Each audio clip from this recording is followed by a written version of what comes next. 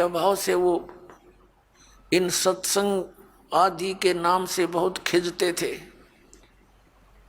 हम वहाँ 3 दिन का पाठ करते थे जैसे यहाँ चलता है, और 3 दिन तक 2-2 3-3 बार टाइम में सत्संग करते थे। घर वालों को समझाते थे, क्योंकि नया भगवान नया ही ज्ञान कई दिन तक लगातार समझाने से कुछ बुद्धि में आता है ये। तो हम सत्संग कर रहे थे।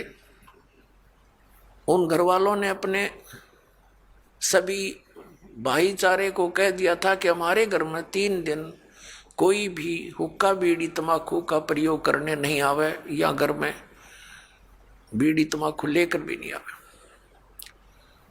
तो क्या हुआ कि उनका बुढ़ा ऊपर चौबारे में आंगन में, गर्मियों के दिन थे, ऊपर हुक्का भर कर बैठ गया दूसरे भाई अपने पुत्र के घर पे। हम सत्संग करते रहे। तो जब सत्संग समाप्त होने को हुआ, रात पहले दिन सत्संग सुना दिन में, फिर रात ने सुना, तो अगले दिन वो रात्रि के समय सत्संग समापन हुआ, बूढ़ा नीचे आ गया। लगभग 70 वर्ष की आयु थी उसकी। अब वो आके हमारे पास बैठ गया जमीन पे, और उसकी पुत्र वधू ये सोच रही थी, बूढ़ा पता नहीं क्या बोल लगा महाराज जी को, पता नहीं क्या कह देगा यू, क्योंकि इनने कभी ये काम देखे नहीं, और पता नहीं क्यों आ गया यू तो बहुत चिढ़ा करता है इन बातों से। वो बैठ के और आंखों में पानी भराया, रोने लग गया। मैंने पूछा क्या बात होगी बाबा, क्या बात है, क्यों रो रहे हो आप?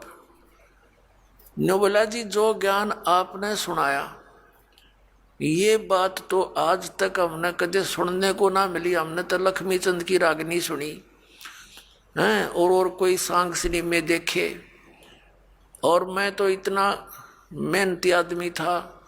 इन पुत्रा के 2-4 किले आवे थे, मैंने इनके 12 किले बना दिए। 12 एकड़ जमीन, 8 एकड़ और मोल ली मेहनत कर करके। और ईब मेरा क्या होगा, मैं तो 70 साल की उम्र होगी मेरी।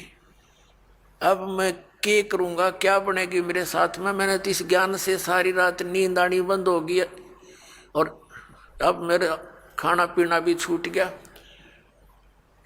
अब क्या बनेगा, मेरा क्या होगा? मेरी तो उम्र जाली। और उसकी पुत्र वधू भी वहीं बैठ की। बूढ़ा आज तो बहुत अच्छा बोला, और वह ध्यान से सुना कि जो क्या हो गया बुढ़े के एकदम। ने बोला जी क्या मेरा भी कुछ हो सकता है? मैंने कहा देखो विश्वास करो, विश्वास करो। अब जैसे कुएं होते थे पहले बहुत गहरे, और उनमें 100-150 फुट नीचा जल होता था। उसको निकालने के लिए एक लंबी नेजू हुआ करती रस्सी, बहुत मोटा, इतना मोटा रस्सा, और 150-200 फुट लंबा, और उसके बाल्टी बांध दी जाती थी। और वो बाल्टी से पानी निकालते थे तो 100 फुट दूर तक खींच के ले जाते थे 2-3 जने, और फिर बाल्टी से जल निकल आता था। तो मैंने कहा कि जैसे कुएं में बाल्टी जा रही हो और नेजू हाथ से छूट गई रस्सी, और वो तो जा रही है, और भाग दौड़ के और उसको पकड़ने की चेष्टा कर ली यार, वो हाथ में आ जा, लास्ट की 6 इंच भी ठहगी। लास्ट की गिरते गिरते अगर 6 इंच भी बची हो और हाथ में पकड़ी जावे तो क्या हो, वह बाल्टी भी बाहर आ जा और पानी भी साथ आवे, जल भी भरा होगा और बाल्टी भी मिल गई, कुछ भी ना गया। अरनों का जान देव तो जाए ली, तो वो तो जा ही रही है, फिर तो पड़ गए कुएं में, हाथ से छूट गया मनुष्य जीवन। मनुष्य जीवन के अंतिम सांस में भी ये सत भक्ति आपको मिलेगी, आपको मनुष्य जीवन मिलेगा, ये गारंटीड बात है।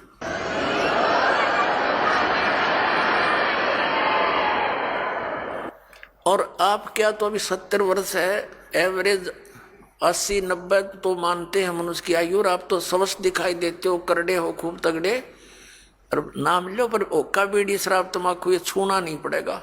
और आन उपासना कुछ नहीं करोगे। ये बाबे गांव में जितने डेरे बन रहे हैं, या अन्य जो समाध पूजा, तीर्थ व्रत ये नहीं करने होंगे। ने बोला जी मैं तो कुछ नहीं करूं, मेरा पीछा छूटे क्यों करे। और कर करा लिया हमने, सारी उम्र डले डोलिए, मुझे दीक्षा दे दो। उसकी पुत्र वधू कहने लगी दादा ओके बहुत पीवा है तू, नाम लेके हुक्का नहीं पीना। न बोला तो देखिए तो एक बार, मन तो पता ही ना था इस बात का, आग लग गई सोके गए।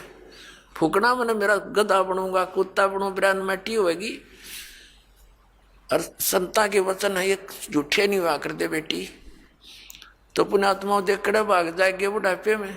नाम ले लिया उस भक्त ने और 10-15 वर्ष जिया और सह शरीर आराम तो अपना मृत्यु को प्राप्त हुआ और मोक्ष हो गया। कहते हैं जीना तो थोड़ा ही भला जब सत सुमरण हो और लाख वर्ष का जीवना लेखे धरे नहीं कोई। अपने आत्माओं जैसे बालक भक्ति पर लगता है बहुत अच्छी बात है, लेकिन इस ज्ञान से परिचित बूढ़ा तो सिर धड़कीबाजी ला देगा। न पता है उसने तो रोज पता है ना मेरा कल टिकट कट जाए तो स्लोप में लिया जीवन कति नो डलान में है। लास्ट दिन के रह जा 60 साल पाछे तो उल्टी गिनती शुरू हो जाए, ध्यान रखनी चाहिए बुढ़ा ने। और डट के करे भक्ति अपना पीछा छुटवावे। हर ईबत ही न्यू पड़े रहे। जैसे एक कवि का एक शब्द है, बिना ज्ञान के ऐसे दुखी होते हैं। एर नर धोखे धोखे लुट गया आगी अंत घड़ी रे आगी अंत घड़ी। एर नर धोखे धोखे लुट गया आगी अंत घड़ी रे आगी अंत घड़ी। तो फिर क्या कहता है, पोता ब्यालों या मन में रही और एली करवा दो खड़ी। टिकट कटन हो रही है और ये आस्था लाए बैठा है कि हे भगवान एक पोता और ब्याह जा फिर बेसिक मर जाऊं। और फिर नो कहे एक छोरे किया एक और मकान बन जा बस फिर क्या करने बेसिक मर जाऊं। बता, इस प्रकार की आस्थाएं अज्ञानता से वृद्ध अवस्था में ये ज्यादा बढ़ जाती है।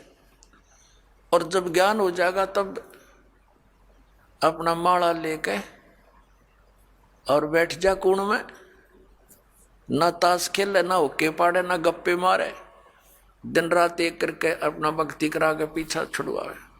तो इस प्रकार पुण्यात्माओं परमात्मा कहते हैं पाछे गई सो जान दे और ले रहे तीन राख, उल्टी ला चढ़ाइयो करो अपुटी चाक। अगम निगम को खोज ले बुद्धि विवेक विचार, उदय अस्त का राज मिले तो बिन नाम बेगार। क्या कहते हैं परमात्मा के याद दिलाना चाहते हैं कि जरा सा कुछ विवेक से काम ले ए प्राणी।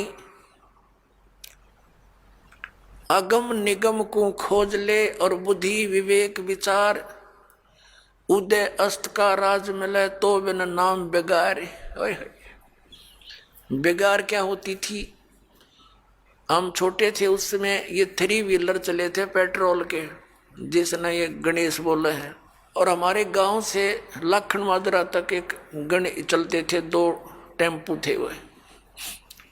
उनमें से एक दिन नहीं आया तो अगले दिन उससे पूछा उसके साथी ने कि कल कहाँ चला गया था। उसने बताया मैं कल बेगार में फंस गया था। बेगार क्या होती थी? पहले इन पुलिस वालों के पास गाड़ी गुड़ी तो होती नहीं थी और किसी को पकड़ लेते थे, ऐसे को भाड़ा करने वाले को कहीं रेड लगानी होती, कोई चोर उचक्का पकड़ना होता तो उसने पकड़ ले जाते, सारा दिन उसकी रेल बनाए रखते। वो तेल भी अपने दोहरे डालता और सारा दिन इधर चल उधर चल, सुबह पकड़ लेते रात के 12 बजे छोड़ते, 1 मिनट का चैन नहीं और खर्चा करते हैं। तो वो बता रहा था कि कल बेगार में फंस गया, 200 रुपये का खर्चा हो गया। उसमें तेल बहुत सस्ता था, पेट्रोल भी 1-1.5 रुपया 100 रुपये लीटर था। और उस दिन की दिहाड़ी गई, 200 रुपये का खर्च तेल पानी में लग गया। सारा दिन धक्के खाता। इंडिया ने बोला 1 बजे छोड़ दिया, सुबह ले गए थे पकड़ के रात के 1 बजे। तो वो बेगार होती है। सारा दिन तो पूरा उसको 1 मिनट की पल नहीं, पल का भी चैन नहीं, कहीं रुकावट नहीं, सारा दिन वो ऐसा स्पीड खींचे दिखे और घरते खर्चा करके दिहाड़ी भी लुटवा के और रात न पड़ा आके, तो अपने तो पल्ले तो खर्चा करया और 1 मिनट की चैन नहीं, सारा दिन पहिया चला। वह बेगार कहलाती थी कि अपने चलता दिखे जैसे बहुत स्पीड तक को घनी सवारी